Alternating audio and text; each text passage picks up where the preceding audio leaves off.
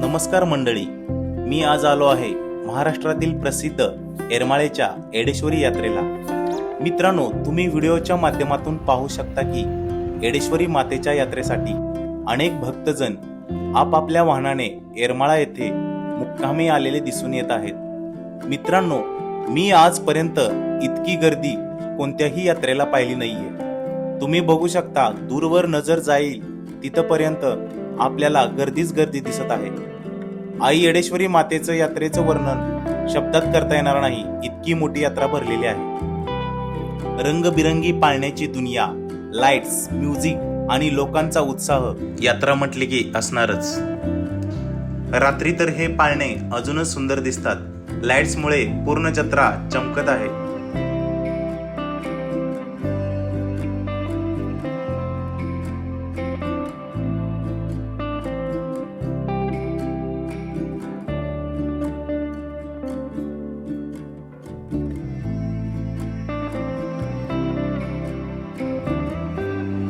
मित्रांनो, आपण या अगोदरच्या व्हिडिओमध्ये चुन्याच्या रानातील चुना वेचण्याचा कार्यक्रम व हेलिकॉप्टरमधून पालखीवर होणारी पुष्पवृष्टी पाहिलेली आहे।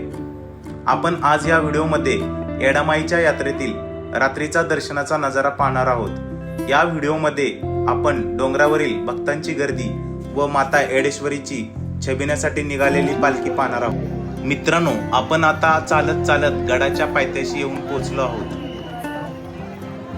आई येडेश्वरी देवीवर लोकांची प्रचंड श्रद्धा आहे आणि दरवर्षी ही यात्रा मोठ्या जल्लोषात साजरी केली जाते।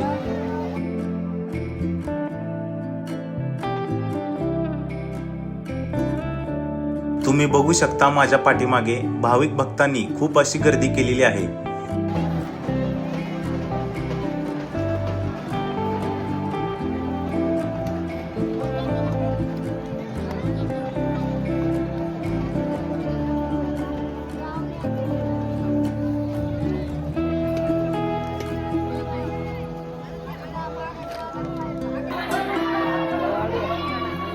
तर मित्रांनो, आपण आता येडामाईच्या पवित्र पायऱ्या चढणार आहोत। या पायऱ्यांची संख्या अंदाजे 1000 ते 1200च्या आसपास असू शकते।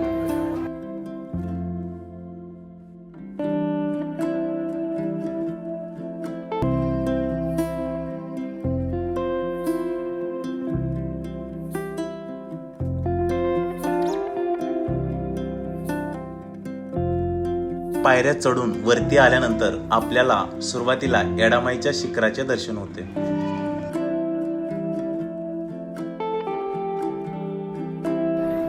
मित्रांनो, यात्रेचा मुख्य दिवस असल्यामुळे दर्शन रांगेत सुमारे 4 ते 5 तास इतका वेळ दर्शनासाठी लागलेला आहे। मुख्य प्रवेशद्वारातून आत आल्यानंतर आई येडामाईच्या मूर्तीचे सुंदर असे दर्शन होते।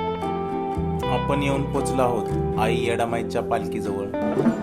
पाठीमागे तुम्ही बघू शकता, आई येडामाईची पालखी निघालेली आहे।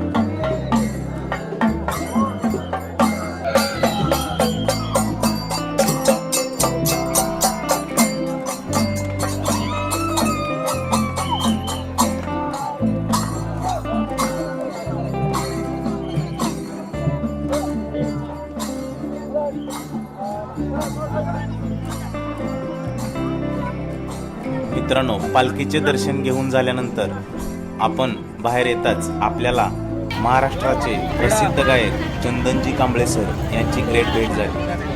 त्यानंतर यात्रेतील चंदनजी कांबळे सर यांच्या गाण्याच्या कार्यक्रमाचा आस्वाद घेतला।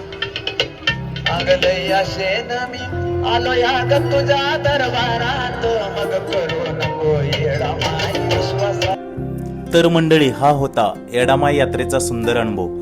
जर तुम्हाला हा व्हिडिओ आवडला असेल तर लाईक, शेअर आणि सबस्क्राईब करायला विसरू नका। धन्यवाद।